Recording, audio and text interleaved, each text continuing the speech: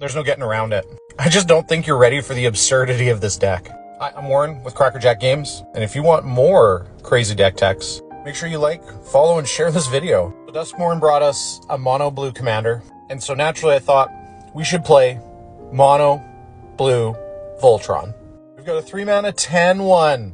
It can't be blocked, and the real fun part, if a source you control would deal damage to an opponent, prevent that damage, and each opponent mills that many cards. Each opponent. So we're playing Voltron, we're getting in for tons of damage, and I use that term loosely. And then each of our opponents gets to feel the pain. As someone who absolutely loves mill, I know the problems. You make the game unnecessarily harder usually, because you have to mill everyone for 93 cards. And people don't like watching their cards go in the graveyard, even though I think it's totally valid and super hilarious. So let's see what cards we're playing with the Mindskinner. We'll start with some of the mill cards. So right away we're playing Altar of the Brood, just one of the best mill cards you can play. Put something into play, everyone mills one. We're playing Mesmeric Orb. Whenever a permanent becomes untapped, that player mills a card. Promise it's okay, you can mill some cards too. We're playing Altar of Dementia to finish people off. There's going to be times in this game where your Mindskinner is like a 30-20, and so sacking him to mill someone out for the last 30 cards is going to be real good. It's a blue deck, we're drawing cards. We're going to have people milling because we're drawing cards. Psychic Corrosion does that. There's a few cards that go with this, Teferi's Tutelage, etc.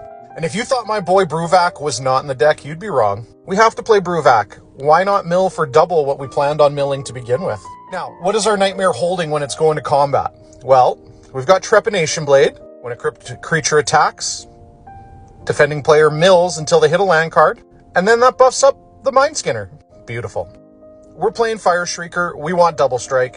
Mill 10 seems really good. And with Bruvac, that's mill 20 for all of your opponents. We're also playing Colossus Hammer. Let's make the Mindskinner a 2011. Now, unfortunately, it has Equip 8, so we have to do something about that.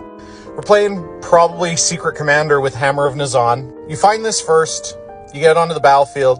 It will attach to a legendary, and it makes any equipment coming into play attached to that creature as well. Very, very important. We're playing Tezzeret the Seeker and Whir of Invention. We have tons of artifacts in this deck, so we want to get them all out onto the battlefield and then use them to get Hammer of Nazan onto the battlefield as well. How about we make non-legendary copies of the Mindskinner to get the damage done as well? Auton Soldier gives us Myriad and a clone of our guy. And I know you think I forgot, but I definitely didn't. We're playing Blackblade Reforged. We're making him as big as humanly possible, and we're just trying to murk the table with Voltron. When you give me a chance to play a 10-1, but also tell me it's mill, I'm going to take advantage of that. You have to bring the positive vibes when you play this deck. Laugh about it, share in their tears, and then skin their minds. Hope this helps.